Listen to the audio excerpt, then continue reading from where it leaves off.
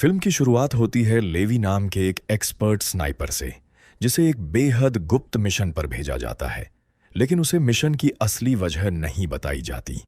बस इतना कहा जाता है कि उसे 1 साल तक एक रहस्यमयी जगह की निगरानी करनी है। इस दौरान वह किसी से संपर्क नहीं करेगा और सबसे जरूरी बात, जो भी हो जाए नीचे नहीं उतरना है। कुछ समय बाद लेवी हेलीकॉप्टर से एक सुनसान पहाड़ी इलाके में पहुंचता है।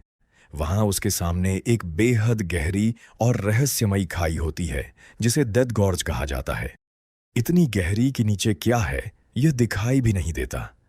चारों तरफ सिर्फ घना कोहरा और डरावनी खामोशी। वहां पहले से मौजूद गार्ड उसे सारी जिम्मेदारी समझाता है। जाते जाते वह सिर्फ एक बात कहता है, अगर नीचे कोई भी हलचल दिखाई दे, बिना सोचे गोली चला देना और किसी भी हालत में नीचे मत जाना।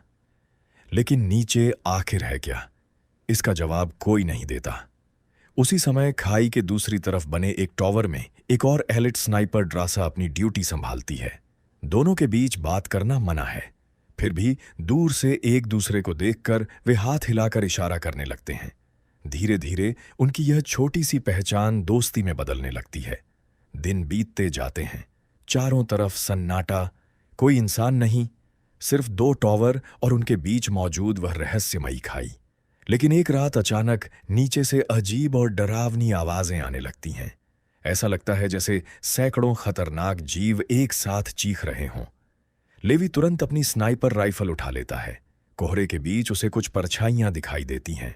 उसे दिए गए आदेश याद आते हैं और वह बिना देर किए फायरिंग शुरू कर देता है। कुछ ही सेकंड बाद सब कुछ फिर से शांत हो जाता है, जैसे वहां कभी कुछ हुआ ही ना हो। अब लेवी के मन में सवाल और भी बढ़ जाते हैं। आखिर इस खाई में ऐसा क्या छिपा है? सरकार इससे क्या छिपाना चाहती है? और दुनिया के सबसे बेहतरीन स्नाइपर्स को ही इसकी सुरक्षा क्यों करनी पड़ रही है? इन सभी सवालों के जवाब मिलेंगे कहानी के अगले भाग में। तो मिलते हैं डेथ गॉर्ज पार्ट 2 में।